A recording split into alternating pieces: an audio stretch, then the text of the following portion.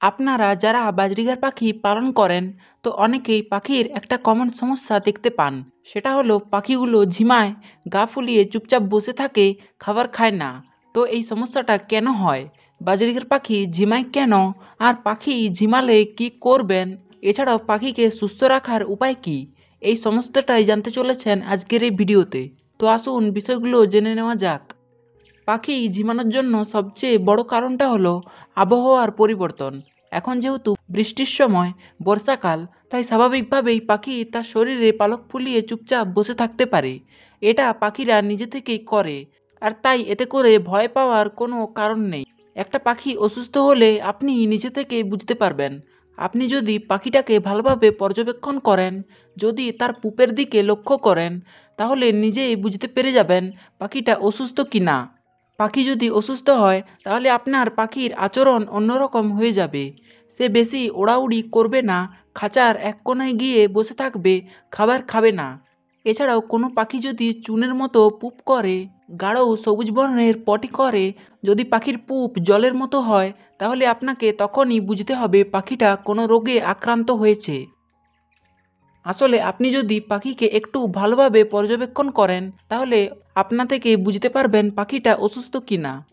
তো এই পাখি অসুস্থ হওয়ার সবচেয়ে বড় কারণটা হচ্ছে পাখিকে ভালো খাবার না দেওয়া। অনেকে পাখিকে ধুলো ময়লাযুক্ত খাবার খাইয়ে থাকেন, যার ফলে ওই ধুলোয় ভরা খাবারগুলো পাখির পেটে গিয়ে রোগের সৃষ্টি করে, আর পাখির সমস্যা সৃষ্টি হয়। তো এই রোগ থেকে পাখিকে বাঁচাতে হলে সর্বপ্রথম আপনাকে ভালো মানের পরিষ্কার খাবার ব্যবহার করতে হবে। প্রয়োজনে খাবারগুলোকে ভালোভাবে পরিষ্কার করে তারপর পাখিকে খেতে দেবেন। এছাড়াও সবচেয়ে বড় ব্যাপার হলো, অনেকে কি করেন পাখির খাঁচাগুলোকে পরিষ্কার করেন না বা পরিষ্কার করার সময় পান না।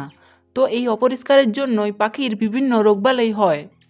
কারণ বাজরিগার যেহেতু প্রচুর খাবার খায়, তাই স্বাভাবিকভাবেই প্রচুর পুপ করবে। এবার এই পুপ থেকে অ্যামোনিয়া গ্যাস উৎপন্ন হয়, আর এই অ্যামোনিয়া গ্যাসটা পাখির শরীরে গিয়ে রোগ জীবাণু সৃষ্টি করে। এবার আপনার পাখি যদি একেবারেই অসুস্থ হয়ে গিয়েছে তাহলে কি করবেন? তো আপনাকে কোনো অভিজ্ঞ ডাক্তার কিংবা পেটস হসপিটাল নিয়ে গিয়ে পাখিটাকে মেডিসিন দিতে হবে। এখানে আমি কোনো ওষুধের নাম বলবো না, কারণ আমি কোনো প্রাণী বিশেষজ্ঞ নই। আর এখানে আমার কোনো ওষুধের নাম বলাও ঠিক হবে না।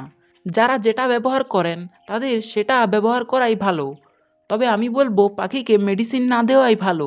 অনেকেই পাখিকে মেডিসিন দিয়ে কৃমির কোর্স করান। ঠিক একই রকমভাবে পাখির শরীর থেকে দূর করতে পারবেন নিম পাতা দিয়ে। এই নিম পাতাটা পাখির শরীরে অনেক কাজে লাগে, আর এটা অ্যান্টিব্যাকটেরিয়াল হিসাবে কাজ করে। তাই বাজরিগাছ সহ যে কোনো পাখিকে আপনি এই নিম পাতাটা খাওয়াতে পারেন। তো এই ছিল পাখির রোগবালাই হওয়ার বেশ কতগুলো কারণ আর তার কিছু সমাধান। ভিডিওটি ভালো লাগলে লাইক করে দেবেন, আর এই চ্যানেলে যারা নতুন এসেছেন অতি অবশ্যই একটা সাবস্ক্রাইব করবেন, কারণ আপনাদের একটা সাবস্ক্রাইব আমাকে ভিডিও বানাবার জন্য অনেকটাই মোটিভেট করে। তো চলুন আপনার শখের পাখিগুলোর সুস্থতা সুস্থতা কামনা করে আজকে এখানে বিদায় নিচ্ছি। দেখা হবে অন্য কোনো একটা ভিডিওতে। টাটা।